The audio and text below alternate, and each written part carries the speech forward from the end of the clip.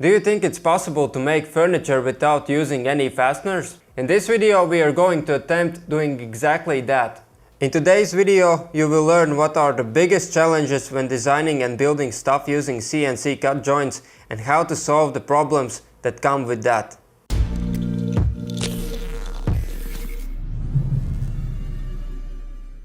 Hi, I'm Davis, and you might have noticed that most of my projects can be made without using any fasteners.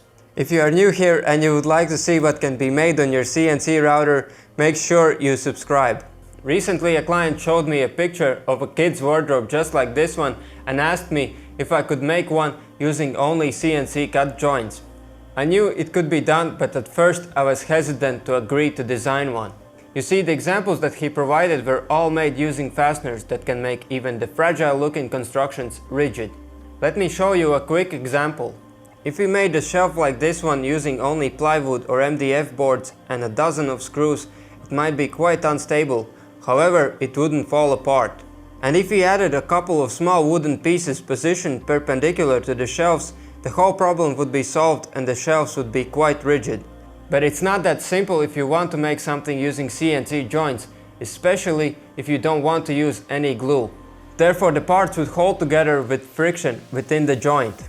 So if you build the same construction as before using CNC joints only, it would collapse. And even if we added the perpendicular pieces, it wouldn't help as much. Considering all of this, I was quite hesitant to designing the project, but then I realized that my niece would also love to have a wardrobe just like this one. So I took up the challenge and started sketching some ideas on paper to figure out the best layout and solve the joint issue, so the result is rigid and safe for kids.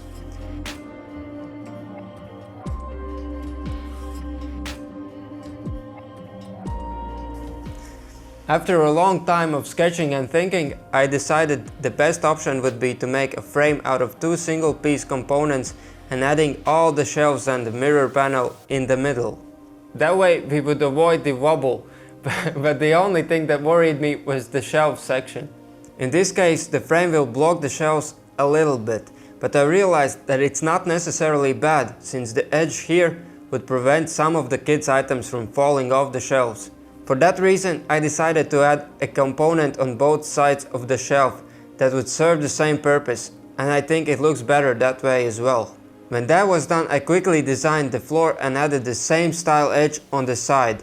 The idea was to continue the same theme that we had with the shelves. Probably the easiest part of this project was to design the mirror panel.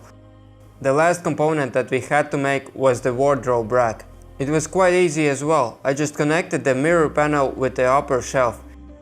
Then after some final touches, the project was ready for CNC cutting. Since I'm really busy, I will send the DXF files to my local woodworker and he will cut the wardrobe components. Because of that, I will have a little bit more time for other cool projects that I'm planning to finish this summer. If you don't want to miss out on our upcoming projects, make sure you click that subscribe button.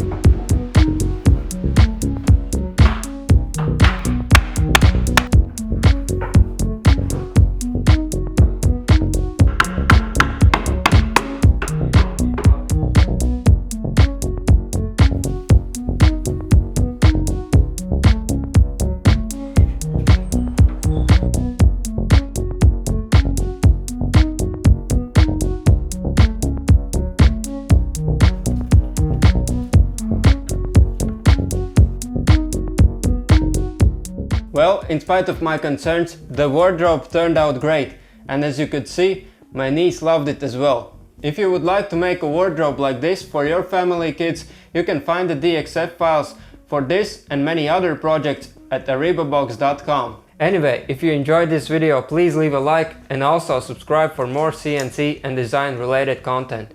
Stay creative and I'll see you next time.